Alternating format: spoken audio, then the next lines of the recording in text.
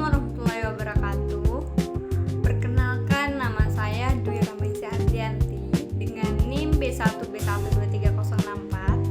Pada video ini saya akan membahas mengenai mitigasi konflik lingkungan di Indonesia dan juga global. Kasus konflik lingkungan yang saya pilih yaitu adalah konflik pembangunan Rempang Eco City di Indonesia dan juga konflik pembangunan Dakota Access Pipeline di Amerika Serikat. Saya memilih kedua kasus ini karena sama-sama memperlihatkan bagaimana pembangunan ekonomi yang seringkali menimbulkan konflik antara pemerintahan, perusahaan, dan juga masyarakat lokal. Nah, selain itu, kedua kasus juga menunjukkan pentingnya upaya mitigasi konflik agar pembangunan dapat berjalan tanpa mengabaikan hak masyarakat dan kelestarian lingkungan.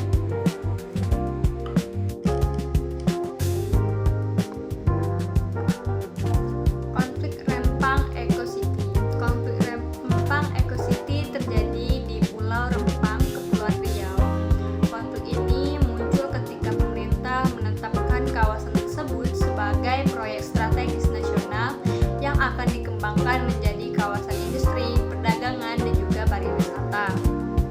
Nah, namun masyarakat setempat menolak relokasi karena mereka telah tinggal di wilayah tersebut selama beberapa generasi. Penolakan semakin meningkat ketika dilakukan pengukuran lahan yang melibatkan aparat keamanan.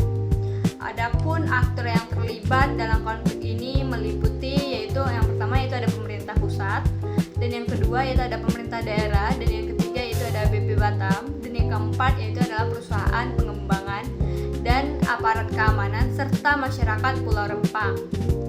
Nah, penyebab utama konflik ini yaitu adalah perbedaan kepentingan antara pembangunan ekonomi dan juga hak masyarakat atas tanah serta ruang hidup mereka. Dampak konflik tidak hanya dirasakan oleh masyarakat melalui ketidakpastian tempat tinggal dan mata pencarian, tetapi juga menimbulkan ketegangan sosial.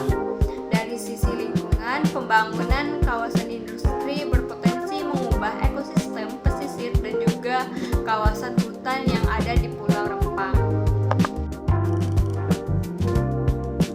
Adapun untuk mengatasi konflik tersebut, pemerintah melakukan dialog dengan masyarakat serta menawarkan program relokasi lengkap dengan rumah baru dan juga kompensasi.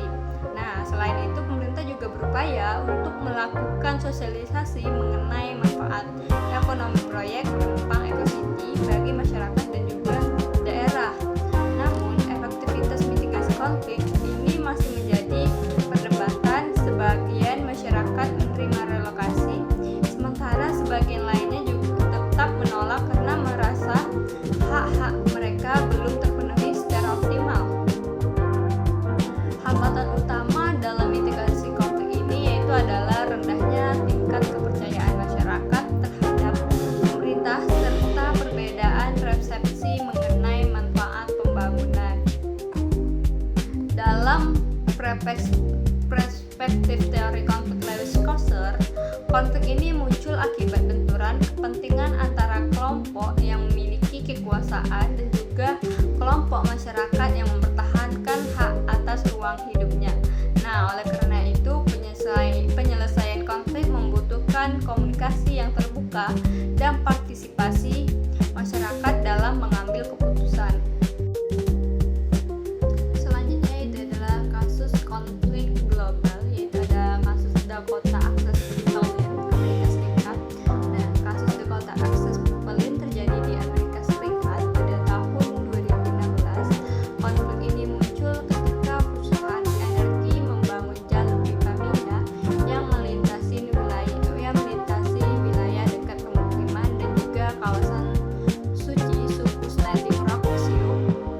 Masyarakat adat menolak proyek tersebut karena khawatir akan mencemari sumber air serta merusak situs budaya dan juga sejarah mereka. Nah, aktor yang terlibat meliputi perusahaan Energy Transfer Partners dan juga pemerintah Amerika Serikat serta suku Standing Rock Sioux dan juga aktivis lingkungan dan berbagai organisasi masyarakat sipil.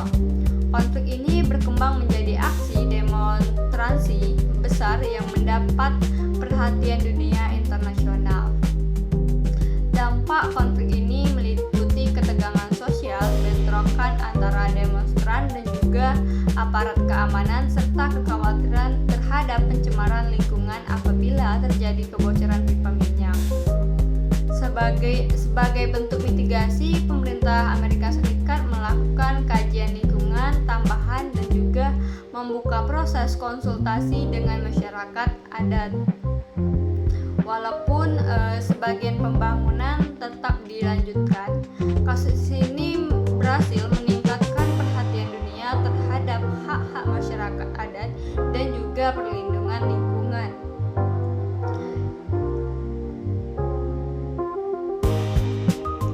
Jika dibandingkan, kedua kasus memiliki beberapa persamaan dan perbedaan. Dari sisi penyebab, konflik kedua kasus sama-sama dipicu oleh proyek pembangunan yang dianggap mengancam ruang hidup masyarakat. Dari sisi aktor yang terlibat, keduanya melibatkan pemerintah dan juga perusahaan serta masyarakat lokal dan juga kelompok pendukung lingkungan. Strategi mitigasi yang digunakan juga relatif sama, yaitu melakukan melalui dialog, konsultasi publik dan juga pemberian kompensasi. Perbedaannya terletak pada konteks sosial dan juga politik masing-masing negara. Pada kasus Dakota Access Pipeline, isu hak masyarakat adat mendapat perhatian internasional yang sangat besar. Sementara pada kasus Rempang, fokus utama konflik lebih banyak terkait relokasi dan kepemilikan lahan. Tingkat keberhasilan mitigasi pada kedua kasus masih tergolong terbatas karena masih terdapat kelompok masyarakat yang merasa kepentingannya belum terkomodasi secara penuh. Pelajaran penting yang dapat diterapkan di Indonesia itu adalah pentingnya melibatkan masyarakat sejak tahap perencanaan pembangunan agar konflik dapat dicegah sejak awal. Yang keenam itu adalah rekomendasi dan juga refleksi. Berdasarkan kedua kasus tersebut, saya merekomendasikan beberapa hal. Yang pertama yaitu pemerintah perlu memperkuatkan partisipasi masyarakat dalam proses perencanaan dan juga pengambil keputusan. Yang kedua, setiap proyek pembangunan harus didasarkan pada kajian lingkungan yang transparan dan juga dapat diakses publik. Dan yang ketiga yaitu ada proses komunikasi antara pemerintah, perusahaan dan juga masyarakat harus dilakukan secara terbuka untuk membangun kepercayaan. Dan untuk mencegah konflik serupa di masa depan, diperlukan pendekatan pembangunan berkelanjutan yang memperhatikan keseimbangan antara pertumbuhan ekonomi, perlindungan lingkungan, dan juga kesejahteraan masyarakat. Selain refleksi, konflik lingkungan menunjukkan bahwa pembangunan tidak hanya berkaitan dengan aspek ekonomi, tetapi juga menyangkut keadilan sosial dan keberlanjutan lingkungan. Nah, oleh karena itu pengelolaan lingkungan yang baik harus menjadi tanggung jawab bersama demi masa depan yang lebih berkelanjutan.